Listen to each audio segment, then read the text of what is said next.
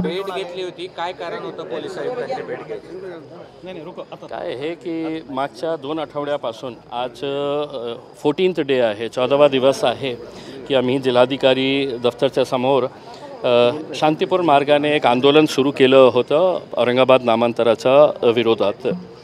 आणि आजपर्यंत ते खूप चांगला झाला, खूप रिस्पॉन्सही त्याला मिळाला. आता ही जी लढाई आहे ते कानूनी लढाई जे आहे आम्हाला कोर्टामध्ये लढण्याची आवश्यकता आहे. लोकसभेचं अधिवेशन सुरू झालेलं आहे आणि मला दिल्लीला जावं लागणार आहे. पण मला हे कळालं की उद्या जे एक धरणा आंदोलनाचा कार्यक्रम जे आयोजन करण्यात आलेला आहे मुस्लिम नुमाइंदा काउन्सिलच्या वतीने, आणि परवा काही हिंदू संघटनांनी एक आंदोलनाचा इशारा दिलेला आहे. हे जे विषय आहे हे औरंगाबाद पुरतं आहे, माझ्या शहराच्या बाबतीत आहे. मी जे विरोध करत आहे माझ्याही शहरामध्ये करत आहे. मी कोणालाही बाहेरून बोलवलेलं नाही आहे. पण मला हे कळालं की परवा जे हिंदू संघटनांचा जे कार्यक्रम होणार आहे, आंदोलन होणार आहे, त्याच्यामध्ये काही बाहेरच्या लोकांना ज्यांच्या विरुद्ध अनेक हे भडकाऊ भाषणचे केसेस त्यांच्यावर रजिस्टर आहे, ते लोक इथे येणार आहे. तर आम्ही हे निर्णय घेतलं होतं की जे आमचा मुद्दा आहे ते औरंगाबाद पुरता आहे, ते औरंगाबाद लोकांनी त्याचा विरोध करा, त्याचं समर्थन करा, ते चालेल. पण बाहेरच्या लोकांना बोलावून इथे शांतीभंग करण्याचा जे प्रयत्न सुरू आहे ते हाणून पाडण्यासाठी मी पोलीस कमिशनरांकडे आलो होतो.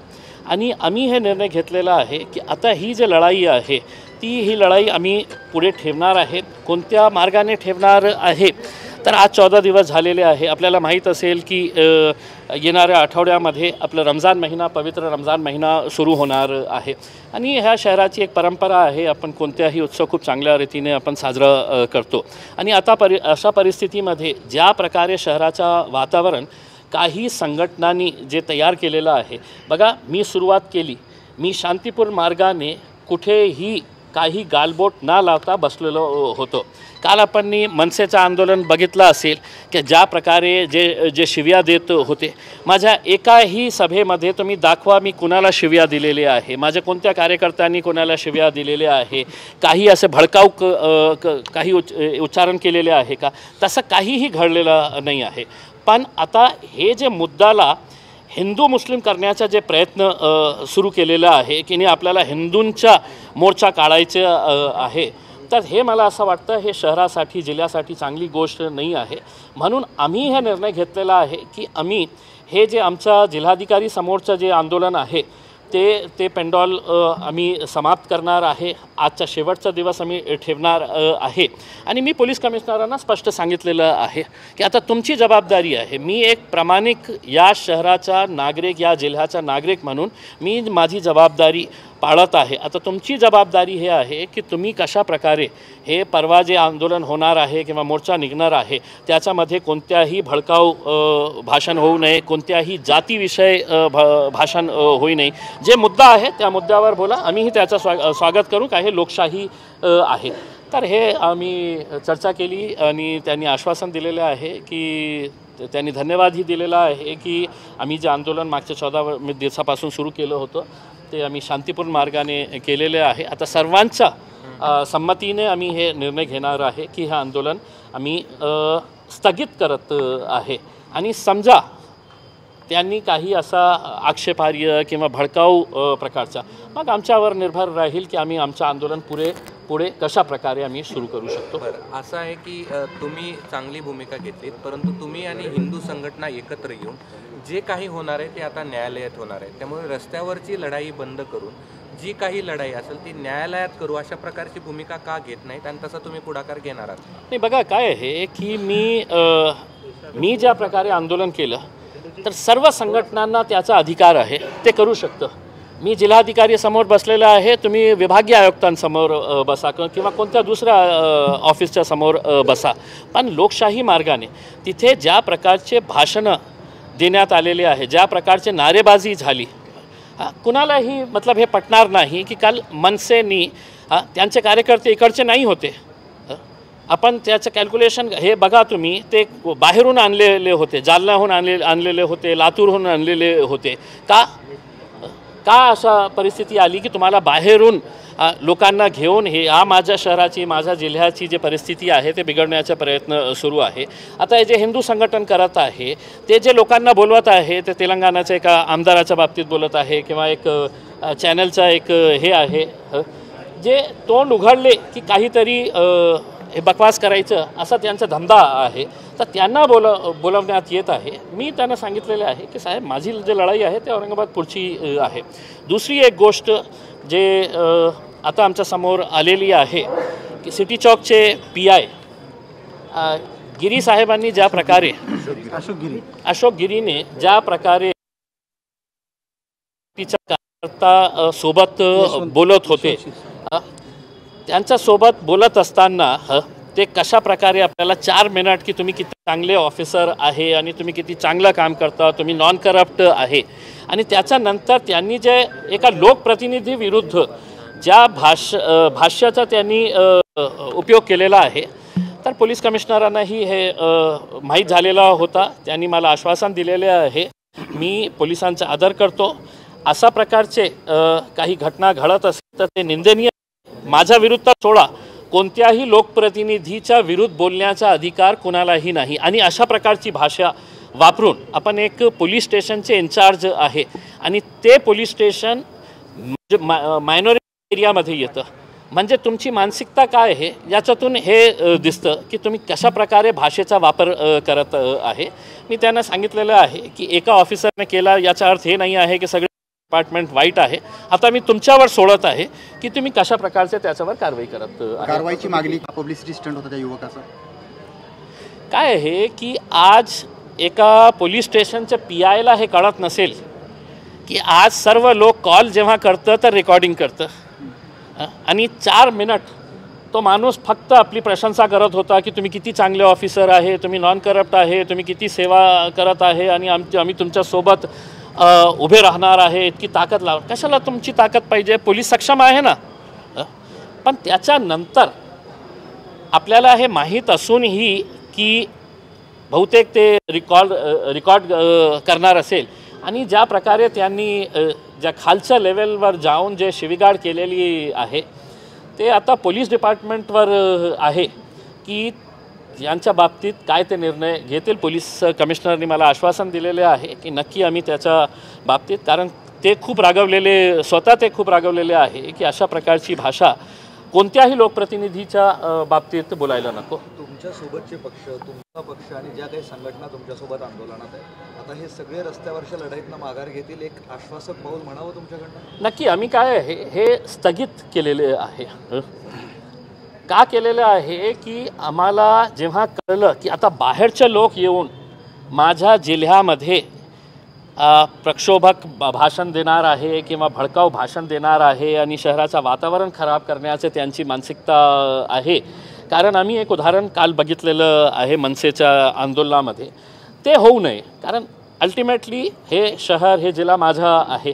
जे लढाई आम्हाला लढायची आहे ते आम्ही कायदा कानूनच्या आधारावर हायकोर्टामध्ये केस सुरू आहे, त्याला आपण कसा स्ट्रेंथन करता येईल. आम्ही सुप्रीम कोर्टचे लॉयर्सशी सोबत बोललेलो आहे. फक्त मला हे सांगायचे आहे की हे जो सोशल मीडियावर हे जे सगळं चाललेलं आहे आणि याला हिंदू मुस्लिम करण्याचे जे प्रयत्न सुरू आहे, त्या हिंदू मुस्लिमचा मुद्दा नाही आहे, हे शहराचा, आमची ओळखचा मुद्दा आहे आणि सर्वांचा हे मुद्दा आहे. तुम्ही माझा जे स्टँड आहे त्याच्या विरोधात तुम्ही जाऊ शकता, हे लोकशाही आहे आणि तुम्ही करायला पाहिजे. लोकशाही मार्गाने तुम्ही माझाही विरोध करायला पाहिजे. पण भाष्याचा जेव्हा तुम्ही वापर करतं तेव्हा तुम्हाला काळजी घेण्याची आवश्यकता है. ऐसा नहीं है कि सिर्फ तुम ही बोल सकते हैं, ज़बान मेरे मुंह में भी है और मेरे हिसाब से उनसे अच्छी ज़बान में बोल सकता हूँ उसमें. वरना किसी दिन किसी प्लेटफॉर्म के ऊपर आ जाइए, आप अपनी ज़बान बताइए, मैं मेरी ज़बान बताता हूँ. संघटनांना आव्हान काय? समर्थक आणि विरोधक आवाहन काय? सोशल मीडिया पद्धतीनं दोन्ही बाजूनं पेटवलं जातंय. विखारी शब्द वापरले जातात. त्या संदर्भात तुम्ही हिंदू मुस्लिम नाही, आता बघा की जेव्हा आंदोलनाची सुरुवात करण्यात आली होती, मी स्वतः पुढाकार घेतला होता, मी लीड घेतली होती आणि सगळ्यांना सोबत घेऊन, सर्व जाती धर्माचे लोकांना मी सोबत घेऊन हे आंदोलन आम्ही सुरू केलं होतं. लोकशाही मार्गाने कुठेही अशी परिस्थिती आली नाही की तिथे काही अप्रचित प्रकार घडला.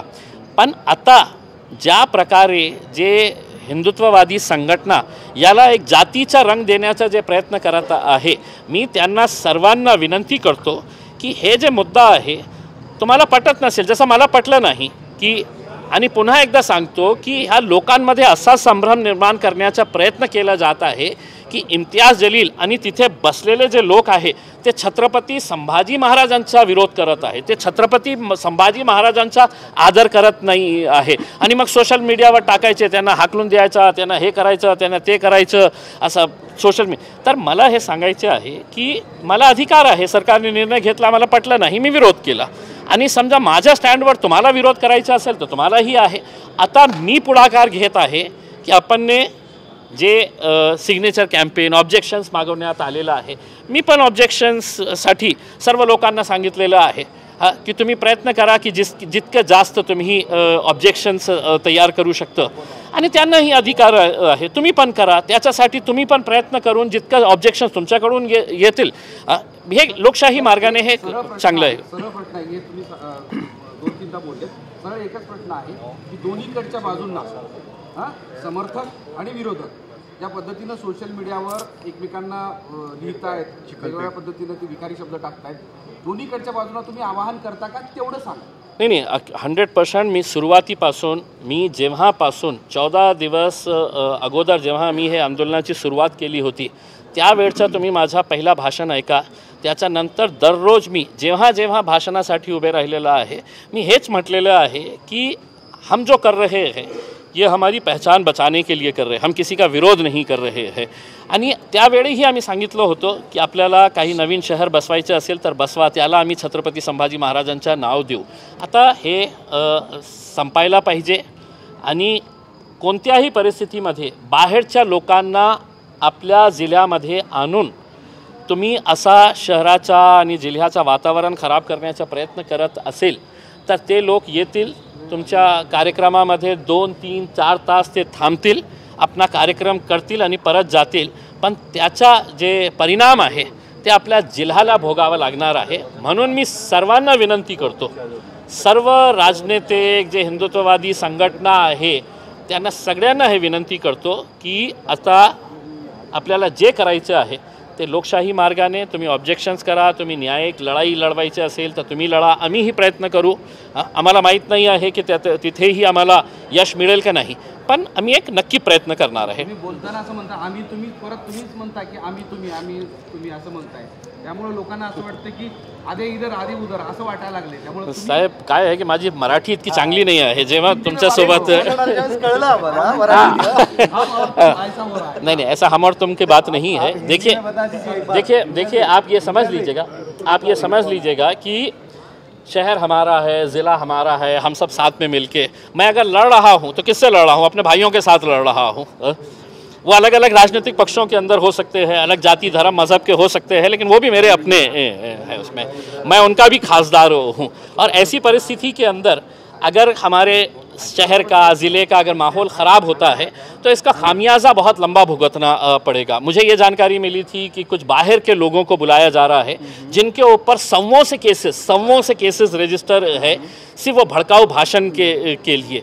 अगर वो यहाँ पर आएंगे और मुद्दे से हटकर आप किसी की जात के ऊपर, आप किसी के धर्म के ऊपर, किसी के मज़हब के ऊपर अगर आप टारगेट करेंगे तो स्वाभाविक है कि इससे है तो एक असंतोष माहौल शहर के अंदर पैदा होगा, थोड़ा टेंशन का माहौल तैयार होगा. तो अब ये पुलिस के ऊपर और जो जिम्मेदार हैं उनके ऊपर है कि हमारी जो लड़ाई है वो लड़ाई को हमने किस तरीके से ले जाना चाहिए. हमने ये फैसला किया है कि हम 14 दिन तक लोकशाही तरीके से हम जिलाधिकारी के दफ्तर के सामने बैठे रहे, हमारा आंदोलन करते रहे, लोग वहाँ पर रोज़ आते रहे, अपने मन की बात वहाँ पर करते रहे, अपने दिल की बात है तो वहाँ पर सुनाते रहे. अब हमने ये सोचा है कि अब लोकसभा का अधिवेशन शुरू हो रहा है, अब जो लड़ाई है हमें कोर्ट में लड़ना है, हमें लोकसभा के अंदर जाकर है तो ये आवाज़ को उठाने की है, तो वो लेवल के ऊपर हम करेंगे. साथ ही साथ रमज़ान का महीना आ रहा है और रमज़ान के मुबारक महीने के अंदर हम नहीं चाहते हैं कि ऐसा कोई माहौल तैयार हो कि जिसकी वजह से त्यौहार का मज़ा ख़त्म हो जाए.